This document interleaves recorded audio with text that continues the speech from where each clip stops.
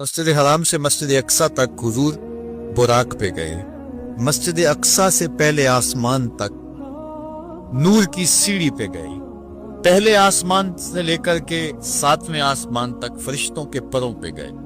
7ویں آسمان سے لے کے سدرہ تک جبریل امین کے پروں پہ گئے۔ سدرہ سے لے کر جہاں تک اللہ نے چاہا رف سبز دوری تک پہ گئے۔ یہ 5 مراحل مکمل ہو گئے۔ اور آج ہمیں خوشی کیوں نہ ہو، آج کی شب میرے اور آپ کے آقا و مولا وہاں تک پہنچے ہیں جہاں کسی کا خیال بھی نہیں پہنچ سکتا۔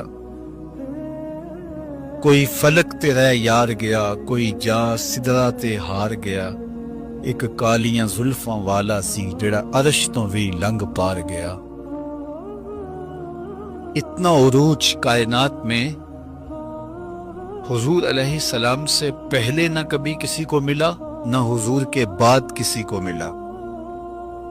وہ بلندیاں، وہ رفعتیں، وہ وسعتیں، وہ شان و شوکت، وہ عزت، وہ عظمت، وہ رفعت ان کا مقسوم ہوا جو انہی کا ہی حصہ ہے۔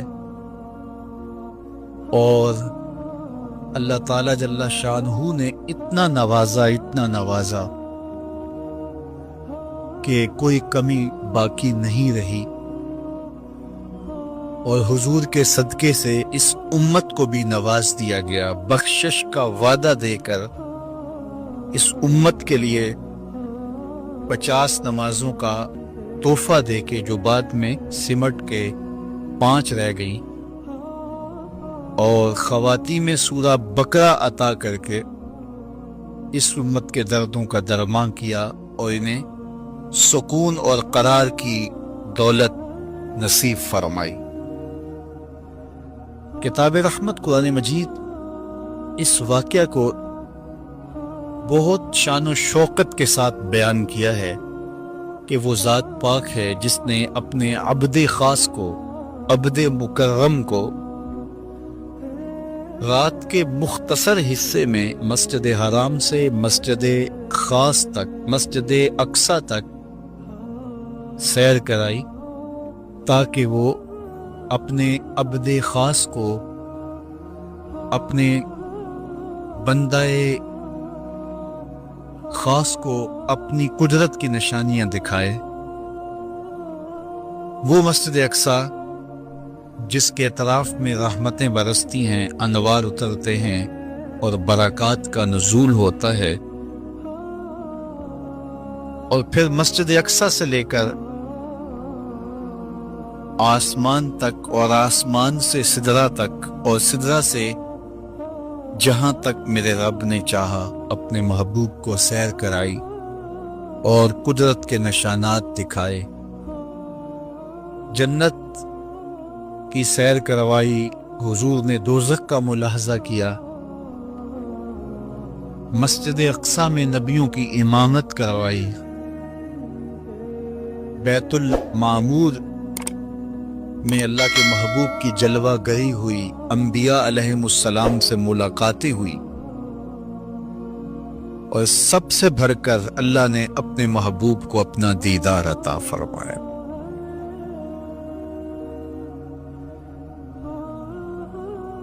اب اس سرعت کے ساتھ، جس تیزی کے ساتھ حضور علیہ السلام تشریف لے گئے کہ رات کا مختصر حصہ تھا، قلیل وقت میں حضور گئے بھی ہیں اور آئے بھی ہیں، اور یہ ایک بہت بڑا امتحان تھا لوگوں کے لیے۔ کھرے اور کھوٹے کی پہچان ہونی تھی، لوگوں کے ایمان کا امتحان تھا، اور کفار نے اس پہ بہت ساری باتیں کی، اور ان کے ماننے میں یہ بھی نہیں آتا تھا کہ مسجد حرام سے مسجد اقصی تک کیسے گئے۔ ابو جہل نے گلی گلی جا کے پروپیگنڈا کیا کہ ہمارا کون سا مسجد اقصی میں آنا جانا نہیں ہے، تو 1 مہینہ جاتے ہوئے لگتا ہے، 1 مہینہ آتے ہوئے لگتا ہے، تو چھو کے بھی آنا ہو تو 2 ماہ چاہیے۔ اور یہ رات کے مختصر وقفے میں وہاں سے ہو کر آنے کی بات کر رہے ہیں تو یہ کیسے ہم تسلیم کریں، یہ باتیں کیسے مان لیں؟ تو وہ مسجد حرام سے لے کے مسجد اقصی تک حضور علیہ السلام کے جانے اور آنے کو نہیں مانتے تھے، اور ماننے والوں نے کہا سر عرش بھی گئے ہیں اور واپس آئے ہیں، ہم اسے بھی مانتے۔ ابو جہل نے گلی گلی جا کے کہا، اور اس نے یہ سمجھا کہ یہ میرے ہاتھ ایک چیز آ گئی ہے جس سے میں لوگوں کو حضور سے دور کر سکوں، اور وہ پوچھتا پھرتا تھا بتاؤ یہ بات ماننے میں آتی ہے؟ اچانک حضرت ابو بکر صدیق رضی اللہ تعالی عنہ سے ملاقات ہو گئی تو کہا ابو بکر تم ہی بتاؤ، اگر کوئی کہے کہ رات کے مختصر حصے میں گیا بھی ہوں اور پلٹ کے بھی آیا ہوں تو یہ بات ماننے میں آتی ہے؟ تو فرمایا بالکل ماننے میں نہیں آتی، چھو کے بھی آنا ہو تو 2 ماہ چاہیے۔ سمجھا لوہا گرم ہو گیا، اب چوٹ پورے ٹکانے پہ بیٹھے گی، تو کہنے لگا کہ پھر جن کا کلمہ تم پڑھتے ہو انہوں نے یہ دعویٰ کیا ہے۔ تو حضرت ابو بکر صدیق فرماتے ہیں کہ وہ اس سے بھی عجیب کرے تو میں وہ بھی ماننے کو تیار، وہ تو آسمان کی خبریں دیتے ہیں، ہم وہ بھی مانتے ہیں۔ تو محبت والوں کے لیے، ایمان والوں کے لیے تو یہ قابل تعجب نہیں ہے۔ قرآن بتاتا ہے کہ حضرت سلیمان علیہ السلام نے کہا کہ مجھے تخت بلقیس چاہیے، تو ایک جن کھڑا ہو گیا، حضرت یہ خدمت میں سر انجام دیتا ہوں، کب تک لے کر آؤ گے؟ اس نے کہا دوپہر تک لے آؤں گا، مجلس برخاست ہونے سے پہلے پہلے تخت حاضر کر دوں گا۔ اور وہ کوئی ڈبیا نہیں تھی کہ جیب میں ڈال کے لے آنی ہو، وہ تخت اتنا بڑا تھا کہ 60 ہاتھ چوڑا تھا، 80 ہاتھ لمبا تھا اور کئی ہاتھ موٹا تھا، 7 کوٹریوں میں مکفل تھا، پہرے دار کھڑے تھے، 1 مہینے کی مسافت پہ تھا۔ اس کو جیب میں بھی ڈال کے لانا ہو تو پھر بھی 2 ماہ چاہیے، لیکن وہ اتنا بڑا تخت، اس کو وہاں سے لانا کوئی تماشا لبے بام تو نہیں تھا۔ لیکن جن نے کہا حضرت میں مجلس برخاست ہونے سے پہلے پہلے وہ تخت حاضر کر دیتا ہوں۔ قرآن نے ساری تفصیل سورہ النمل میں بیان کی۔ اب کتنی بڑی پیشکش تھی، لیکن حضرت سلیمان نے کہا نہیں، مجھے اس سے بھی پہلے چاہیے۔ پھر وہ اٹھا جس کے سینے میں کتاب اللہ کا علم تھا، قال الذی عندہ علم من الکتاب۔ مفسرین نے ان کا نام آصف بن برخیہ بتایا ہے، جو حضرت سلیمان کا صحابی تھا۔ اس نے کہا حضرت میں یہ سعادت اپنے ذمے لینا چاہتا ہوں، آپ کو اگر جلدی چاہیے تو میں لے آتا ہوں۔ تو آپ نے فرمایا وہ تو دوپہر تک کا ٹائم دے رہا، بتاؤ تم کب لاؤ گے؟ تو وہ شخص جو زبور کا عالم تھا اور حضرت سلیمان علیہ السلام کا صحابی تھا، وہ بولا انا آتی کا بہی قبل ان یرتد الیک طرفک، حضور آپ آنکھ بعد میں جھپکیں گے، تخت پہلے حاضر ہوگا۔ اور حضرت سلیمان نے ابھی آنکھ جھپکی نہیں تھی، تخت سامنے پڑا ہوا تھا۔ بے ساختہ پکارا ھذا من فضل ربی، یہ میرے رب کا فضل ہے کہ جس نے میرے ماننے والے کو یہ روحانی طاقت اور توانائی نصیب کر دی۔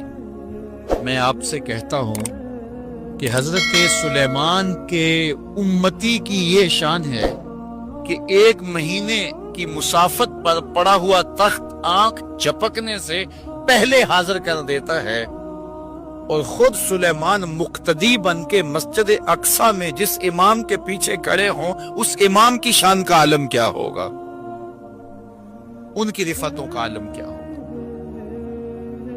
تو یہ ایک امتحان ہے معراج، اور میرے اور آپ کے آقا و مولا کی عظمتوں کو ماننے والوں نے کہا کہ یہ بعید نہیں ہے، اللہ اپنے محبوب علیہ السلام کو جہاں چاہے جتنے وقت میں چاہے لے جا بھی سکتا ہے، اور اللہ کی دی ہوئی طاقت سے محبوب واپس پلٹ کے آ بھی سکتے ہیں۔ لوگوں نے یہ کہا کہ جسم اتنی سرعت کے ساتھ اگر محو سفر ہو تو تحلیل ہو جائے، تو میاں تخت سلیمان تحلیل نہیں ہوا، اور یہ حضرت سلیمان کے مقتدی کی تخت بلقیس جو ہے وہ تحلیل نہیں ہوا، اور یہ حضرت سلیمان کے مقتدی کی روحانی قوتوں کا کرشمہ ہے۔ تو جب ان کے مقتدی کی قوتوں کا یہ کرشمہ ہے تو ان کے امام کی طاقتوں کا عالم کیا ہوگا اور رفتوں کا عالم کیا ہوگا۔ باقی یہ دعویٰ میرے رب کا ہے، سبحان الذی اسری بعبدہ، وہ ذات پاک ہے جس نے اپنے عبد خاص کو سیر کرائی۔ اور پھر دنیا ورطہ حیرت میں ہے کہ اتنے مختصر حصے میں، اتنے قلیل وقت میں کیسے گئے اور کیسے پلٹ کے آئے۔ اور میرے رب نے کہا کہ سن لو، یہ میرے محبوب کا سفر نہیں ہے، یہ میرے محبوب کی سیر ہے۔ سبحان الذی اسری، یہ میرے محبوب کا سفر نہیں ہے، یہ میرے محبوب کی سیر ہے۔ اور آپ جانتے ہیں سفر اور سیر میں فرق، سفر تیزی کے ساتھ کیا جاتا ہے۔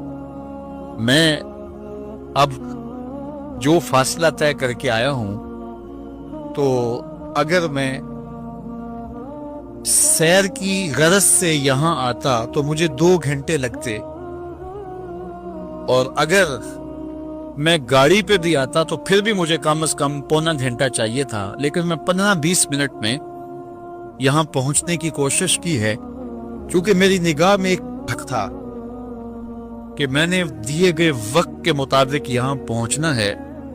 وہ تو باہر بے تحاشا رش نہ ہوتا تو میں وقت سے 5 منٹ پہلے ہی پہنچ پاتا۔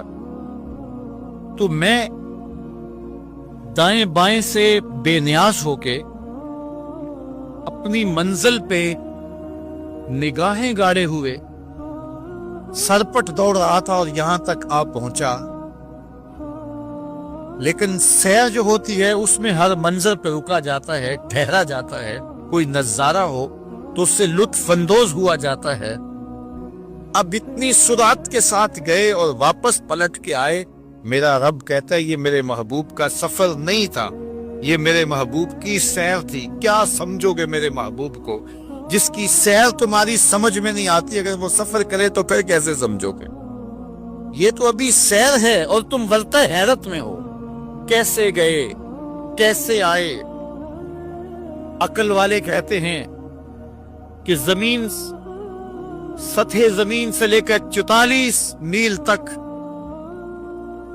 ہوا ہے، اس کے بعد کرۂ خلا ہے، پھر کرۂ زمہریر ہے، پھر کرۂ نار ہے، پھر آسمان میں خرق و التیام ممکن نہیں، جسم کا صعود ممکن نہیں ہے، آسمان میں دروازے نہیں ہیں، آسمان ٹوٹ نہیں سکتا، پھٹ نہیں سکتا، تو کیسے کوئی آسمان سے گزر سکتا ہے؟ تو کیسے چلے گئے؟ ہم کہتے ہیں کہ حضرت آدم ماں حضرت حوا کے کیسے آئے؟ یہ رکاوٹیں ان کے راستے میں بھی تو تھی۔ حضرت عیسیٰ علیہ السلام کے بارے میں ہمارا عقیدہ ہے کہ وہ پھانسی نہیں دیے گئے، سولی نہیں چڑھائے گئے، بلکہ اللہ نے ان کو آسمان پہ اٹھا لیا۔ تو یہ رکاوٹیں تو ان کے راستے میں بھی آئی ہوں گی، تو وہ کیسے چلے گئے؟ جب حضرت عیسیٰ جا سکتے ہیں، حضرت آدم آ سکتے ہیں، تو میرا نبی جا بھی سکتا ہے، میرا نبی آ بھی سکتا ہے۔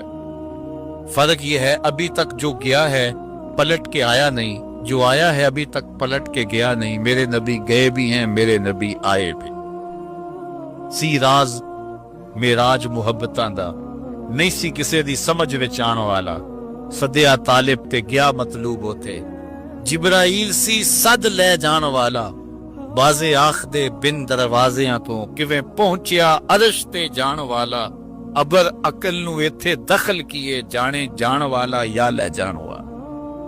یہ میرے رب کا دعویٰ ہے، اپنے محبوب کو سیر میں نے کروائی۔ تو کائنات میں جن رفعتوں تک، جن بلندیوں تک میرے حضور پہنچے، اچھا سیر کروائی کیوں؟ تو کہا کہ میں اپنے عجائب قدرت کی نشانیاں اپنے عبد خاص کو، عبد منیب کو، عبد مختار کو، عبد مکرم کو دکھانا چاہتا ہوں۔ اور پھر اللہ جل شانہ نے اپنے محبوب کو इतनी निशानियां दिखाई जिनका ताल्लुक देखने से भी था, जिनका ताल्लुक विजदान से भी था, महसूसात से भी था, सुनने से भी था।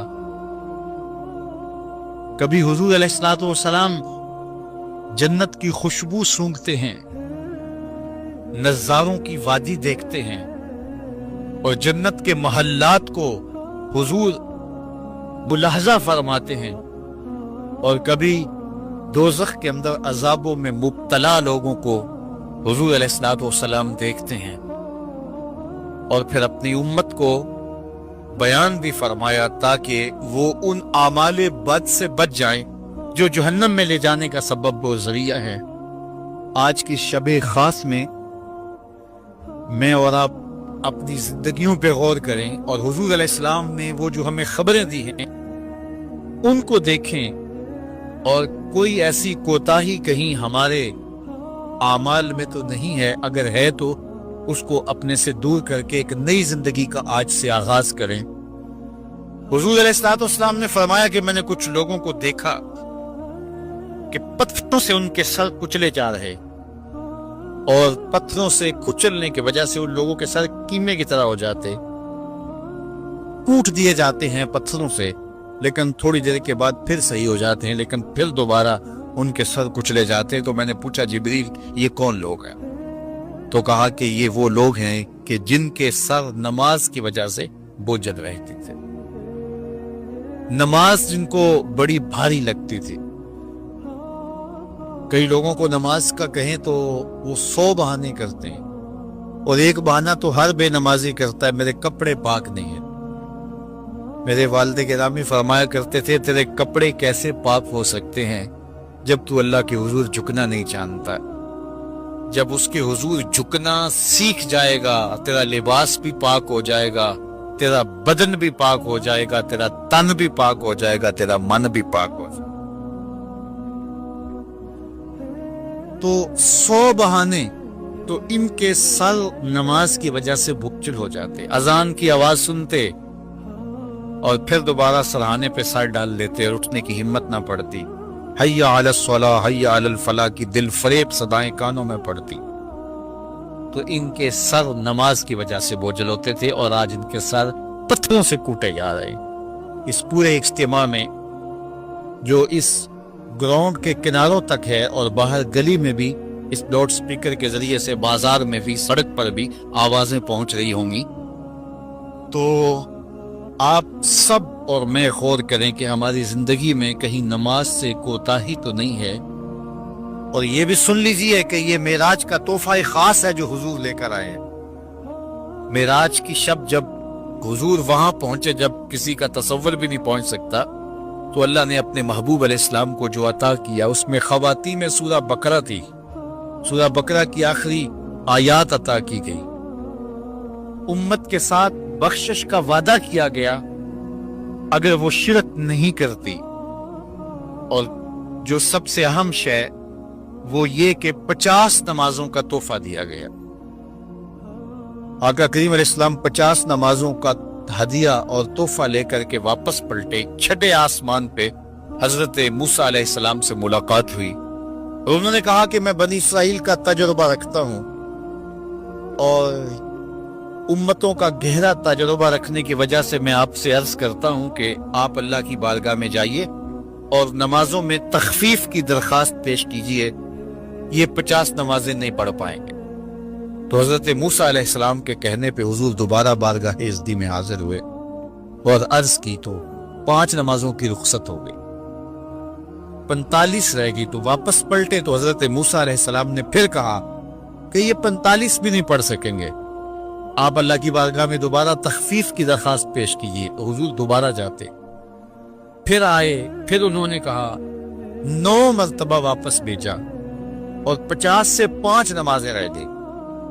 जब 5 नमाजें लेके हुजूर वापस आ रहे थे तो हजरत मूसा फिर मिले, और उन्होंने एक बार फिर कहा, एक बार और जाइए। अब आदत बारी क्या है, हर बार दरखास्त करने से 5 नमाजों की रुखसत मिलती है, अब रह ही 5 गई हैं। तो आदत बारी के मुताबिक अब ये 5 भी माफ हो जाएंगी। तो हुजूर ने फरमाया, मुझे रब से शर्म आती, रब से हया आती। उम्मत से तवक्को की कि ये उम्मत इतनी नकम्मी तो नहीं है कि 5 नमाजें भी ना पढ़े। तो मेरे और आपसे ये हमारे आका और मौला की तवक्को थी कि हम 5 नमाजें अदा करें, और ये 5 नमाजें हमें सवाब 50 का अता करेंगी। ला तब्दील लिकलिमातिल्लाह, अल्लाह की बातें तब्दील नहीं होती। बज़ाहिर यहाँ 9 मरतबा तब्दीली आई है, लेकिन अल्लाह ने एक ज़ाब्ता दिया, मन जा बिल हसनत फलहु अशरु अमसालिहा, जो एक नेकी करे 10 का सवाब देता हूँ, पढ़ोगे 5 सवाब 50 का अता करूंगा। चूंकि अल्लाह की बातें तब्दील नहीं होती। तो ये 5 नमाजें तोहफा मेराज हैं जो हुजूर लेकर के आए हैं। इसीलिए अस्सलातु मेराजुल मोमिनीन कहा गया कि मेराज अहले ईमान के लिए, नमाज अहले ईमान के लिए मेराज है। हुजूर का मेराज तो ये कि रुखे मालिक से पर्दे उठे और दीदारे इलाही किया, और वहां तक पहुंचे जहां किसी का तसव्वुर भी नहीं पहुंच सकता। लेकिन इस उम्मत के लिए मेराज ये है कि जब वो पेशानी सजदे में रख के सुभान रब्बियल आला कहती है, इतनी रहमतें बरसती हैं कि अगर लोगों को पता चल जाए कि हम जब सजदे में होते हैं तो कितनी रहमतें बरसती हैं, तो वो सजदे से सारी ना उठाएं। इतनी रहमतों का नज़ूल होता है। इसलिए इस उम्मत का मेराज ये है कि ये 5 गाना नमाज शियारे जिंदगी बना ले, कभी भी नमाज कज़ा ना होने दे। अपनी जिंदगी में नमाजों को इस तरह शामिल करे कि नमाज का वक्त आए तो बेचैनी हो कि नमाज की अदायगी हो, और एक नमाज के बाद दूसरी नमाज का इंतजार करने लग जाएं। मेरे और आपके आका मौला ने फरमाया, मुझे तुम्हारी दुनिया से सिर्फ 3 चीजें पसंद है। हुब्बे बाइलैया मिन दुनियाकुम सलास, तुम्हारी दुनिया से सिर्फ 3 चीजें पसंद है। खुशबू, पाकीज़ा औरतें, और मेरी आंखों की ठंडक नमाज में रखी गई। हुजूर नमाज को आंखों की ठंडक करार दें, और फरमाया बिलाल हबशी को जब अजान के लिए कहते तो ये फरमाते, अरेहना या बिलाल, बिलाल उठो और हमारे सीने को राहत पहुंचा दो। तो नमाज से हुजूर के कल्ब को, हुजूर के सीने को राहत पहुंचती थी। मैं और आप जितने लोग यहाँ आए हैं, और जिस हुजूम के साथ, जिस शौक के साथ, जिस वलवले के साथ और जिस मोहब्बत के साथ आए हैं, यकीनन आप और मैं हुजूर को राजी करने आए हैं, अपने रब को राजी करने आए हैं, आकाए दो आलम की रिजा के हुसूल के लिए हम आए हैं।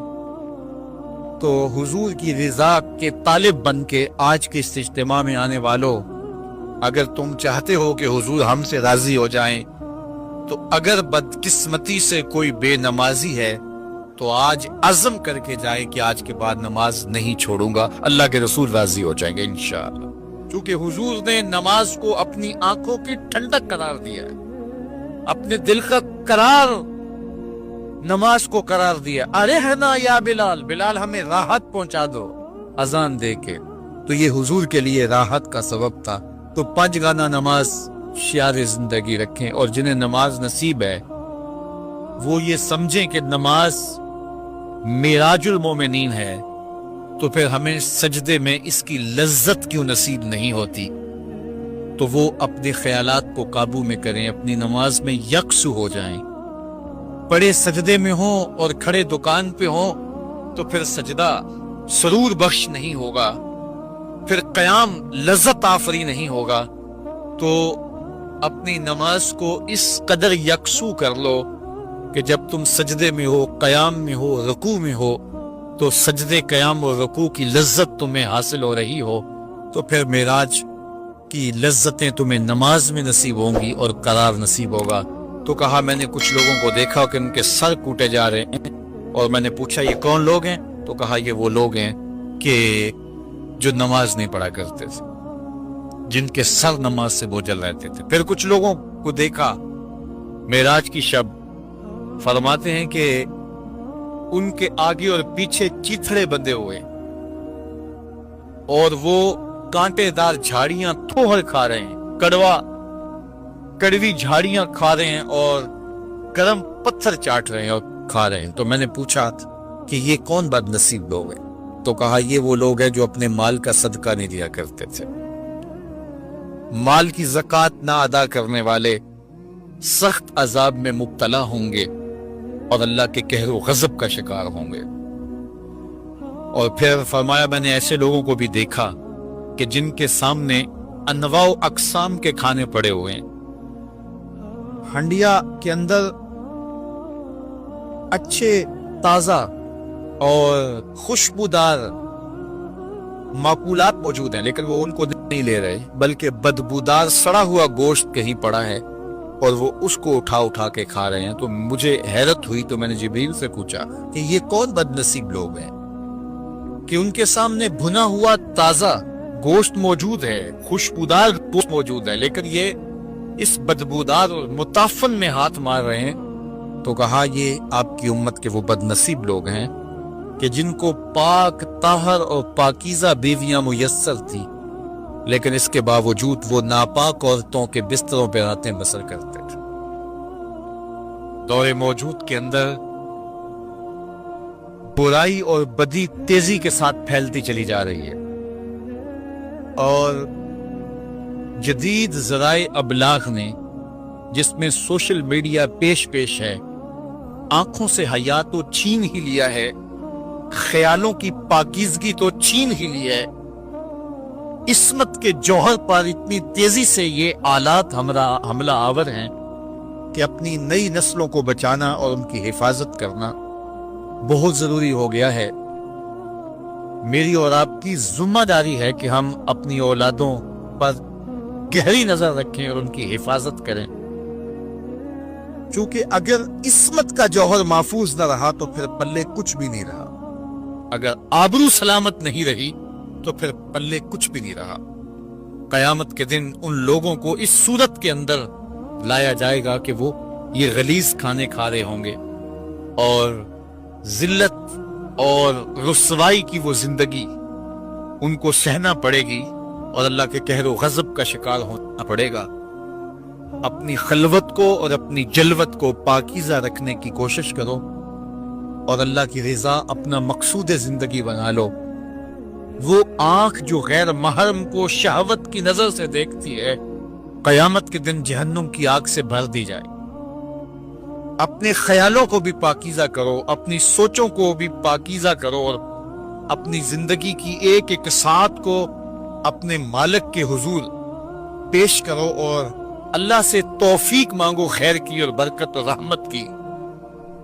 جب انسان کی نگاہ پاک نہیں رہتی تو خیال پراگندہ ہوتے ہیں، خیالات کی ناپاکیزگی اس کی عصمت کے جوہر پہ حملہ آور ہوتی ہے، اور شیطان کے لیے یہ بڑی خوشی کی بات ہے کہ کوئی نوجوان اپنی عصمت اور اپنی آبرو کو داؤ پہ لگا دے۔ تو دور موجود کے اندر یہ فتنہ تیزی کے ساتھ بڑھتا چلا جا رہا ہے، اس میں ہماری معاشرت کی ناہمواریاں اور جدید ذرائع ابلاغ اور قرب قیامت کی وجہ سے فتنوں کا آسمان سے بارش کی طرح برسنا ہے، لیکن جو اپنے آپ کو بچا لے وہی سرخرو ہوگا، جو نہیں بچا پائے گا وہ اپنی دنیا اور آخرت برباد کر لے گا۔ اللہ کے محبوب نے ارشاد فرمایا کہ میں نے کچھ لوگوں کو دیکھا کہ ان کی زبانیں لوہے کی کینچیوں سے کاٹی جا رہی ہیں، آگ کی کینچیوں سے کاٹی جا رہی ہیں۔ دو روایات ہیں، لوہے کی کینچیوں سے اور آگ کی کینچیوں سے۔ تو میں نے پوچھا جبریل یہ کون لوگ ہیں؟ تو کہا حضور یہ آپ کی امت کے فتنہ پرور خطیب ہیں، جو کہا کرتے تھے ان کا اپنا وہ عمل نہیں ہوا کرتا تھا۔ لوگوں کے اندر فتنہ اور فساد بپا کرنے والے لوگ، جن کی زبان کی تلخیاں معاشروں کے اندر تفریق پیدا کرتی ہیں، بھائی بھائی سے لڑ پڑتا ہے، میاں بیوی کے درمیان تفریق پیدا کر دیتے ہیں، نفرت کی چنگاریاں ان کی زبان اگلتی ہے، اور ان کے لہجے لوگوں کے اندر تفریق، تشدد، افتراق اور فرقہ بندیاں پیدا کرتے ہیں۔ تو ایسے لوگ قیامت کے دن ان کی زبانیں لوہے کی کینچیوں سے کاٹ دی جائیں گی، جس کی صورت اللہ کے محبوب پہلے ہی ملاحظہ فرما چکے۔ تو بدترین اس امت کے لوگ بھی علماء ہیں، اور بہترین اس امت کے لوگ بھی علماء ہیں۔ فتنہ انہی سے شروع ہوتا ہے اور انہی میں پلٹتا ہے، ان کے پاس بیٹھنے سے خیر ملتی ہے اگر وہ خیر کی راہوں کے مسافر ہوں، اور اگر یہ طبقہ خراب ہو جائے اور شر پہ اتر آ جائے، شر پہ اتر آئے، تو پھر سب سے زیادہ شر بھی انہی کے دامن سے پھوٹتی ہے۔ ان کی زبان جب زہر اگلنے لگے اور ان کے لفظ شعلے بن جائیں تو معاشرے بسم ہو کے رہ جاتے ہیں اور معاشرے جل کے خاشاک ہو جاتے ہیں۔ اس لیے خاص طور پہ اس طبقے کو اپنا ہمیشہ محاسبہ کرنے کی ضرورت ہے کہ ہمارے عمل سے، ہمارے رویے سے، طرز زندگی سے، ہماری گفتگو سے، ہمارے کسی لہجے سے کسی کے لیے تفریق، تشدد، افتراق اور لڑائی پیدا نہ ہو۔ تو یہ بات بہت ہی اہم ہے جو اللہ کے محبوب علیہ الصلوۃ والسلام نے بیان فرمائی۔ اللہ کے محبوب علیہ السلام فرماتے ہیں میں نے ایک منظر دیکھا، ایک سوراخ ہے، اس سے ایک بیل نکلتا ہے، نکلنے کے بعد دوبارہ گھسنے کی کوشش کرتا ہے لیکن گھس نہیں پاتا۔ تو میں نے جبریل سے پوچھا کہ یہ کیا ماجرا ہے؟ تو جبریل نے کہا کہ حضور یہ ان لوگوں کی مثال بیان کی ہے جو زبان سے بڑا بول نکال دیتے ہیں اور پھر دوبارہ اس کو لینا چاہتے ہیں تو پھر وہ واپسی نہیں ہو سکتی۔ بعض اوقات آپ کوئی ایسی بات کر دیتے ہیں جس سے فتنہ پھیلنا شروع ہو جاتا ہے، جس سے شر پھیلنا شروع ہو جاتی ہے، جس سے معاشرے کے اندر تشدد اور افتراق پیدا ہونا شروع ہو جاتا ہے، جس سے لوگ آپس میں الجھ پڑتے ہیں۔ تو آپ آرام سے زبان سے کوئی جملہ نکال دیتے ہیں لیکن بعد میں اس کو واپس لینا چاہیں لیکن وہ شر پھیل چکی ہوتی ہے۔ تو اسی لیے ہمارے بزرگوں نے ہمیں یہ کہا ہے کہ بولنے سے پہلے 100 مرتبہ بات کو تول لو، غور کر لو، فکر کر لو۔ کمان سے تیر نہ نکلا ہو، آپ کے پاس اختیار ہوتا ہے کہ جب چاہو اس کو پھینک لو، لیکن جب آپ کمان سے تیر چھوڑ چکے ہوں تو پھر آپ کا اختیار ختم ہو جاتا ہے۔ پھر وہ زخمی کرے، کسی کی موت کا سبب بنے یا وہ تیر ضائع چلا جائے، پھر تمہارا اختیار نہیں ہوتا۔ تو بولنے سے قبل ضرور سوچو کہ میری زبان سے نکلا ہوا کوئی جملہ اس معاشرے پر کیا اثر پیدا کرے گا، اور جب زبان سے جملہ نکل گیا تو پھر آپ کے اختیار میں نہیں ہے۔ تو یہ بہت ضروری ہے۔ اس وقت ہر بندہ جو زبان میں آئے بول دیتا، ہر بندے کو اس وقت بولنے کی جو لت ہے، اور آج کل تو وہ سوشل میڈیا کے اوپر جو من میں آیا تنہائی میں وہ لکھ دیا اور لکھ کے معاشرے کے اندر لوگوں کے اندر وہ چیز وائرل کر دی، جس طرح کی تصویر چاہا ڈال دی، لیکن پھر بعد میں وہ آپ کے اختیار میں چیز نہیں رہتی ہے۔ بلکہ اب تو اتنے بخسیس اور اتنے نیچ فطرت کے لوگ بھی سوشل میڈیا پہ بیٹھے ہوئے ہیں۔ کسی زمانے کے اندر جو گندے مزاج کے لوگ ہوتے تھے وہ واش روم کے اندر بیٹھ کر کے چھپ کے اپنے خوب سے باطن کا اظہار کرتے تھے، اور واش روم کی دیواروں کے اوپر جو ان کے من میں غلاظت ہوتی وہ لکھ دیا کرتے تھے۔ پبلک واش رومز کے اندر ایسے مناظر آپ نے بھی دیکھے ہوں گے کہ انسانیت کا سر شرم سے جھک جاتا ہے۔ ایسے چھوٹی سوچ کے لوگ وہاں بیٹھ کر کے جو ہے وہ لکھ دیا کرتے تھے۔ اب وہی لوگ، ان کو ایک سوشل میڈیا کا پلیٹ فارم مل گیا ہے اور وہ یہاں اپنے بند کمرے میں جو چاہیں لکھ کے اس کے اوپر ڈال دیں، اور اس کی شر اور اس کا فساد اور اس کی غلاظت، اس کی گندگی کے چھینٹے کہاں کہاں تک پہنچتے ہیں، ان کو اس سے غرض نہیں ہوتی۔ تو ایک ایک حرف جو زبان سے نکلتا ہے، تو قلم سے نکلا ہوا ایک ایک جملہ، اس کا حساب ہونا ہے قیامت کے دن۔ ایک ایک چیز کے بارے میں پوچھا جائے گا۔ اور آج اگر تم سوشل میڈیا پہ کوئی بات چھوڑتے ہو، یا کسی مجمع عام کے اندر کوئی بات کرتے ہو، یا تنہائی کے اندر کوئی بات کرتے ہو اور پھر اس کی شر پھیلتی ہے، تو وہ شر تو پھر سفر کرتی رہے گی۔ تم اب وہ جملے کہنے چھوڑ بھی دو، تم اپنا وہ اکاؤنٹ بند بھی کر دو، لیکن وہ شر، وہ غلاظت، وہ گندگی، وہ چھینٹے جو اڑے تھے وہ آگے بڑھتے رہیں گے، اور اس کا گناہ تمہارے نامہ اعمال میں، تمہارے کھاتے میں درج ہوتا رہے گا۔ حتیٰ کہ تم مر بھی گئے تو پھر بھی تمہارے نامہ اعمال کے اندر وہ سب کچھ اترتا رہے گا۔ اس لیے اپنے آپ کو محتاط کرنے کی ضرورت ہے، اور اپنے ایک ایک لمحے کو محفوظ کرنے کی ضرورت ہے۔ اپنے وقت کو قیمتی جانو۔ اپنی زبان کو کھولنے سے قبل 100 بار سوچو کہ جو میں لفظ کہہ رہا ہوں وہ کیا مجھے کہنا چاہیے یا نہیں؟ میرے اور آپ کے آقا و مولا نے فرمایا جو اللہ اور پچھلے دن پر ایمان رکھتا ہے وہ خیر کی بات کہے ورنہ چپ رہے، اس کا چپ رہنا اس کے لیے بہتر ہے، اور اگر وہ کہنا چاہتا ہے تو وہ خیر کی بات کہے۔ تو فرمایا میں نے وہاں بیل نکلتے ہوئے دیکھا اور پھر دوبارہ گھسنا چاہتا ہے تو گھس نہیں پاتا، تو کہا جبریل نے کہ یہ وہ بول ہے جو زبان سے نکالا جا چکا ہے، اب دوبارہ زبان میں اس کو داخل نہیں کیا جا سکتا۔ اور مختلف صورتیں حضور نے دیکھی، لوگوں کو عذابوں کے اندر مبتلا دیکھا، لوگوں کو تکلیفوں کے اندر مبتلا دیکھا، کسی کو خون کی نہر کے اندر غوطے کھاتے دیکھا، کسی کے پیٹ کے اندر سانپ دیکھے۔ اور جبریل سے پوچھا تو جبریل نے عرض کی یا رسول اللہ یہ سود خور ہے، یا رسول اللہ یہ حرام کھانے والا ہے، یہ فلاں جرم کا مرتکب شخص ہے۔ تو وہ صورتیں حضور علیہ السلام کو دکھائی گئی اور وہ مناظر حضور کو دکھائے گئے، اور دوسری جانب جنت میں حضور نے ان خوش نصیب لوگوں کو بھی دیکھا کہ جن کی نیکیوں کی وجہ سے وہ اللہ کی رحمتوں کے حصار میں ہیں۔ ایک شخص کو دیکھا جو نور عرش میں ڈوبا ہوا ہے اور وہ نور ہی نور میں ہے، اللہ اکبر۔ تو جبریل سے حضور نے پوچھا یہ کون شخص ہے؟ تو جبریل امین نے اس کی 3 خوبیاں بیان کی، ان میں سے ایک خوبی یہ تھی کہ وہ اپنے والدین کا فرما بردار۔ حضور علیہ السلام نے معراج کی شب بہت نظارے دیکھے، جنت دوزخ کو مشاہدہ کیا، حضور نے انبیاء علیہ السلام سے ملاقاتیں کی۔ پہلے آسمان پہ حضور علیہ السلام نے حضرت آدم علیہ السلام کو دیکھا، دوسرے آسمان پہ دیگر حتیٰ کہ 7ویں آسمان تک مختلف نبیوں کو دیکھا، اور پھر اس کے بعد حضور علیہ السلام 7 آسمانوں سے گزرتے ہوئے جب سدرۃ المنتہا پہ پہنچے تو جبریل امین نے کہا کہ حضور اب اس سے آگے میں نہیں جا سکتا۔ اللہ اکبر۔ پھر سبز نوری تخت آیا جس پہ حضور جلوہ فراز ہوئے، رف نامی اس تخت پہ حضور بیٹھے، پھر حضور وہاں تک پہنچے جہاں کسی کا خیال بھی نہیں پہنچ سکتا۔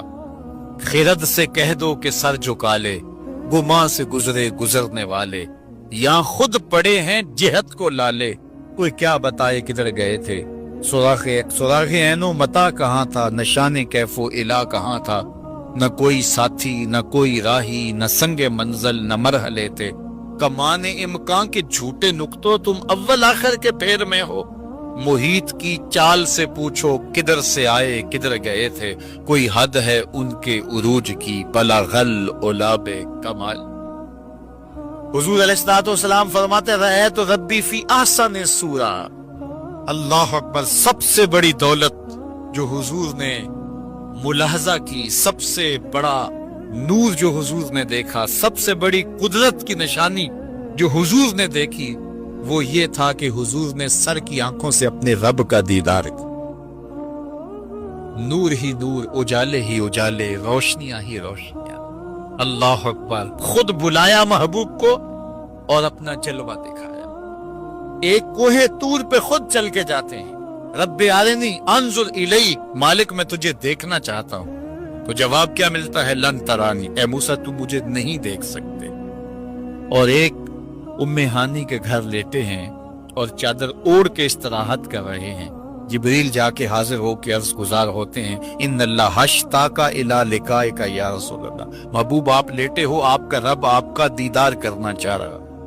تبارک اللہ، شان تیری، تجھی کو زیبا ہے بے نیازی، کہیں پہ وہ جوش لن ترانی، کہیں تقاضے وصال کے تھے۔ ایک کوہ طور پہ خود چل کے جاتا ہے اور دیدار کی طلب کرتا ہے، مالک میں تجھے دیکھنا چاہتا ہوں، جواب کیا ملتا ہے؟ لن ترانی، اے موسیٰ تم نہیں دیکھ سکتے۔ اہم اسرار ہوتا ہے بار بار، یا اللہ میں تجھے دیکھنا چاہتا ہوں۔ علماء نے لکھا جب یہ کہہ دیا گیا تم نہیں دیکھ سکتے تو پھر تقاضا کیوں تھا؟ کہا اس لیے کہ رب کا کلام سنا تھا، اس لیے تڑپ تھی، جس کے کلام میں اتنا لطف ہے دیدار کا مزہ کیا ہوگا۔ تو کہا تھا مالک میں تجھے دیکھنا چاہتا ہوں۔ اچھا اگر مجھے دیکھنا چاہتے انظر الی الجبل، اس پہاڑ کو دیکھو، اگر یہ اپنی جگہ پہ کھڑا رہا تو تم مجھے دیکھ لو گے۔ اللہ نے اپنی رویت کو استقرار جبل کے ساتھ معلق کر دیا۔ علامہ سعد الدین تفتزانی علیہ رحمہ نے شرح قائد نصفیہ میں اس پہ گفتگو کی ہے کہ ممکن کے ساتھ معلق بھی ممکن ہوتا ہے۔ گویا اللہ کا دیدار ممکن ہے. تو اللہ تعالیٰ جل شانہ نے کہا کہ اس پہاڑ کو دیکھو، یہ اگر اپنی جگہ ٹھہرا رہا تو تم مجھے دیکھ لو گے. یہ الگ بات ہے کہ وہ پہاڑ ٹھہر نہ سکا، اللہ کے جلووں کی تاب نہ لا سکا. اللہ تعالیٰ نے اس پہاڑ پہ جب اپنی تجلی کا نزول کیا، اور وہ بھی تجلی ذاتی نہیں تھی، تجلی صفاتی، اور اس کا بھی عکس، پرتو، ظل اور سایہ اس پہاڑ پہ ڈالا، اور پہاڑ اس جلوے کی تاب نہیں لا سکا. طور جلنے لگا، خرّ موسیٰ صائقہ کا قرآن بتاتا ہے. حضرت موسیٰ علیہ السلام بھی بے ہوشی کی کیفیت میں زمین پر تشریف فرما ہو گئے. اللہ اکبر. اس کے بعد جب ہوش میں آئے تو حضرت موسیٰ اللہ کی بارگاہ میں عرض گزار ہے، مالک میں تیرے حضور توبہ کرتا ہوں، میں نے تقاضا ہی کیوں کیا. اللہ اکبر. جلووں کی تاب نہیں لا سکے، اور وہ تجلی ذاتی بھی نہیں تھی، تجلی صفاتی تھی، اور وہ بھی تجلی صفاتی کا عکس تھا، سایہ تھا، اور وہ بھی پہاڑ پہ پڑا. پہاڑ سے منعکس ہو کے حضرت موسیٰ علیہ السلام پہ آیا، لیکن تاب نہیں لا سکے. لیکن اللہ کے دیدار کا سرما تو آنکھوں میں لگ گیا تھا، ایک جھلک تو بڑی تھی. امام حلبی نے لکھا ہے کہ اس کے بعد حضرت موسیٰ کی نگاہوں کا عالم یہ تھا کہ کالی رات کے اندھیرے میں کالے پتھر پر کالے رنگ کی چیوٹی کو 9 فراسخ دور سے، ایک فرسخ 3 میل کا ہوتا ہے، 27 میل دور سے، تقریباً 50 کلومیٹر دور سے کالے رنگ کی چیوٹی کو کالے پتھر پر کالی رات کے اندھیرے میں چلتا ہوا دیکھ بھی لیتے تھے، اس کے قدموں کی آہٹ کو سن بھی لیتے تھے. یہ اللہ کا کلام سننے کی وجہ سے کانوں میں یہ سماعت آ گئی، اور اللہ کا دیدار کرنے کی وجہ سے آنکھوں میں یہ توانائی آ گئی کہ 50 کلومیٹر دور کالی رات کے اندھیرے میں، شب دیجور کی ظلمتوں میں، کالے رنگ کی چیوٹی کو چلتا ہوا دیکھتے بھی، اس کے قدموں کی سنسناہٹ کو سنتے بھی. یہ اس کی نظر کا کمال ہے جس نے تجلی صفاتی کا پرتو پہاڑ پہ پڑتے ہوئے دیکھا اور تاب نہ لا سکا، اور جو ذاتی تجلیوں میں گم رہا اور آنکھ بھی نہیں جھپکتا. اس محمد عربی کی نگاہوں کا عالم کیا ہو، ان کی نظروں کا عالم کیا ہوگا. اسی لیے فرمایا انی ارا ما لا ترون واسمع ما لا تسمعون. جو میں دیکھتا ہوں وہ تم نہیں دیکھتے، جو میں سنتا ہوں وہ تم نہیں سنتے. تو تجلی صفاتی کا پرتو پڑا ہو تو نظر اتنی تیز ہو جائے، اور تجلی ذاتی کا عکس جس نے دیکھا ہو، تجلی ذاتی کے جلووں میں جو گم رہا ہو، تو اس کی نگاہوں کا عالم کیا ہے. اللہ اکبر. یہاں تو خرّ موسیٰ صائقہ ہے، وہاں کیا ما زاغ البصر وما طغى. آنکھ نہ ہی تو چندھیائی اور نہ حد ادب سے متجاوز ہوئی. کیسی آنکھ ہے، جب جلوائے محبوب دیکھا تو آنکھ چندھیائی بھی نہیں. آپ سورج کو دیکھیں اور وہ دوپہر پر ہو اور جو ہے وہ پورے جلال پر ہو تو آپ کی آنکھیں چندھیا جاتی ہیں، آپ دیکھ نہیں پاتے، آنکھوں میں پانی اتر آتا ہے. اب یہ آنکھیں کیسی تھی کہ جب جلوائے جمال خدا دیکھا تو خدا کہہ رہا ہے، رب کہہ رہا ہے ما زاغ البصر. کیسی آنکھیں ہیں کہ جو چندھیائی نہیں ہے، وما طغى، اور حد ادب سے متجاوز بھی نہیں ہوئی ہے. دنیا پر ایسا ہوتا ہے، کسی منظر کو کوئی نظر دیکھے تو نظر منظر کی تعریف کرتی ہے نا، کوئی نظارہ دیکھے تو ناظر تعریف کرتا ہے نا، واہ واہ کیسا نظارہ تھا، کیسا منظر تھا. دنیا کے اوپر یہی ہوتا آیا ہے. لوگ جاتے ہیں گلزاروں کو، پہاڑوں کو، کوساروں کو، وادیوں کو دیکھنے کے لیے، تو واپس پلٹتے ہیں تو کہتے ہیں کیا منظر تھا یار. پہاڑوں پہ جمی ہوئی برف، پھوٹتے جھرنے، بہتی ندیاں، کیا منظر تھا، کیا خوبصورت درخت تھے، اور درختوں کے اوپر کیا قدرت کے جمال کے رنگ تھے. اقبال بھی ایک منظر دیکھ کر آئے تو واپس کسی نے پوچھا کیا دیکھا وہاں، تو انہوں نے کہا من خدا را آنجا دیدم بے حجاب، میں نے اس کے جلوے وہاں بے نقاب دیکھے. تو جب کوئی ناظر کسی منظر کو دیکھتا ہے تو ناظر منظر کی تعریف کرتا ہے کہ واہ واہ کیسا منظر تھا، آنکھوں سے ہٹتا ہی نہیں ہے. یہ پہلی مرتبہ دنیا میں ایسا ہوا کہ ناظر نے منظر کو دیکھا تو منظر کہنے لگا واہ کیسی آنکھ ہے، جتنا چندھیاتی ہے نہ حد ادب سے گزرتی. یہ پہلی بار ایسا ہوا. ما زاغ البصر وما طغى. تو محبوب کریم نے اللہ اکبر اگر یہ کہا جائے کہ حضور کی روح نے معراج کیا تھا، یہ خواب دیکھی تھی، تو یہ آیت اس کی دلیل ہے کہ جب خواب دیکھی جاتی ہے تو یہ آنکھیں بند ہوتی ہیں. خواب خیال سے دیکھی جاتی ہے، وہ ایک خیال ہے جو پرواز کرتا ہے، اس کا تعلق دماغ سے ہوتا ہے.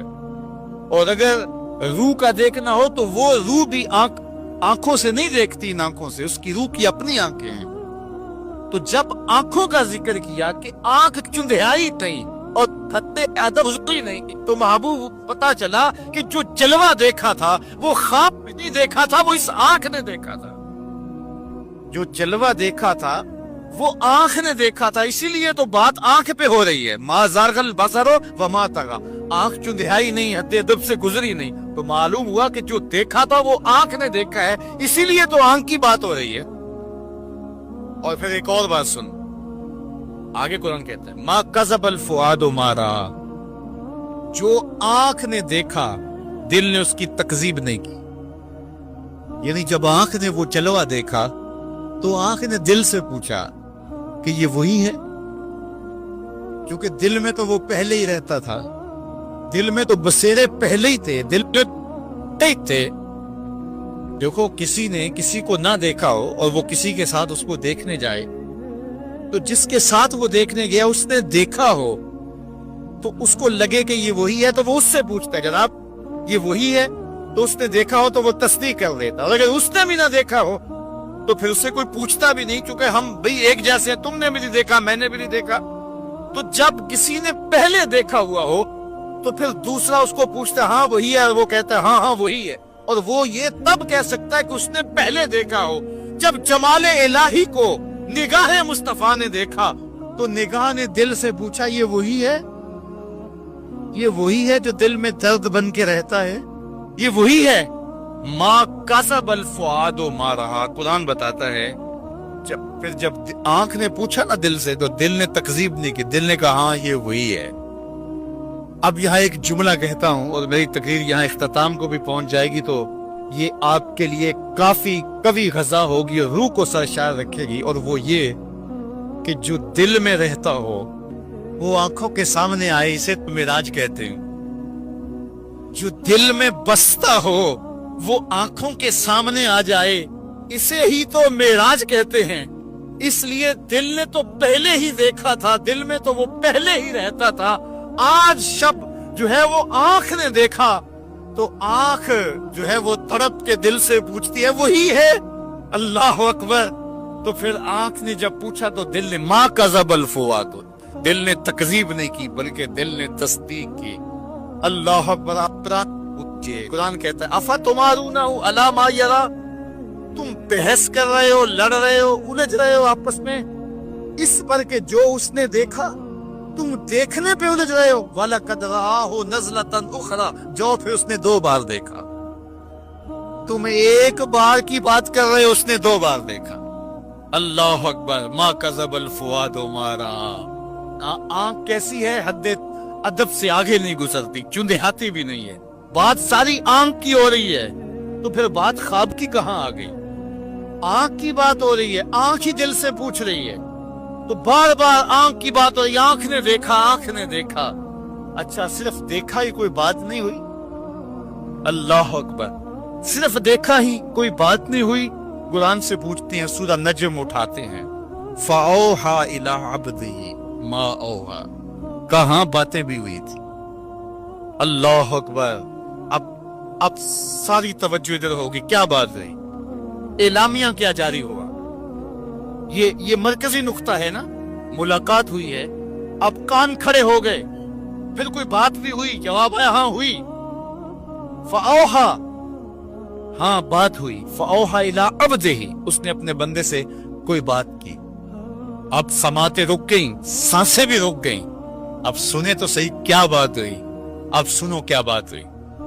اور اس بات پہ بات ہی ختم ہے. کیا لفظ ہیں اور کیا قرآن کا اسلوب ہے. قرآن تو واقعی اللہ کا کلام ہے.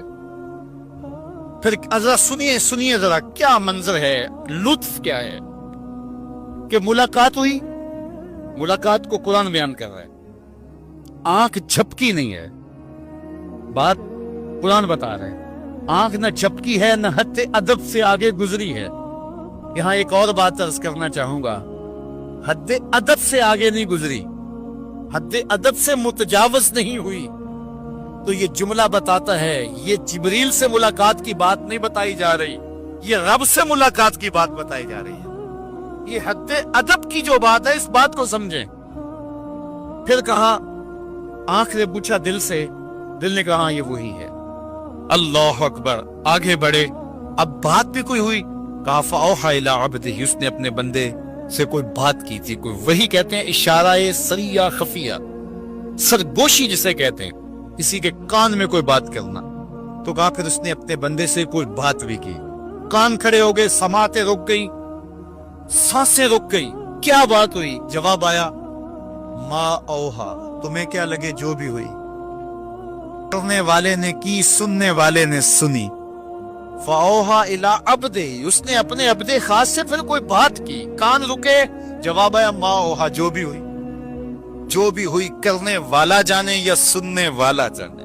سی راز میراج محبتاں دا، نہیں کسے دی سمجھ وچ آن والا، سدیا طالب تے کیا مطلوب ہوتے، جبرائیل سی صد لے جان والا، بازے آختے بن دروازیاں تو کمیں پہنچیا عرش تے جان والا، ابر عقل نو ایتھے دخل کیے، جانے جان والا یا لے جان والا۔ تو کہا جو بھی بات ہوئی وہ ہوئی ضرور، اللہ اکبر، لیکن اتنا سمجھ لو جو بھی بات ہوئی اس میں گناہگاروں کی بخشش کا پیکج ضرور تھا، اس میں گناہگاروں کی بخشش کی کہانی ضرور ہے۔ یہ بات اچھی طرح سمجھ لو، اس لیے تم خوشیاں منا رہے ہو، اسی لیے تمہارے چہرے کھلے ہیں معراج کی شب، کہ آج کی شب رب سے محبوب نے جو بات کی ہے اس میں گناہگاروں کی نجات کی ضمانت اپنے رب سے لی ہے۔ اللہ اکبر، تو وہ شان عطا کی، وہ رفعت نصیب ہوئی،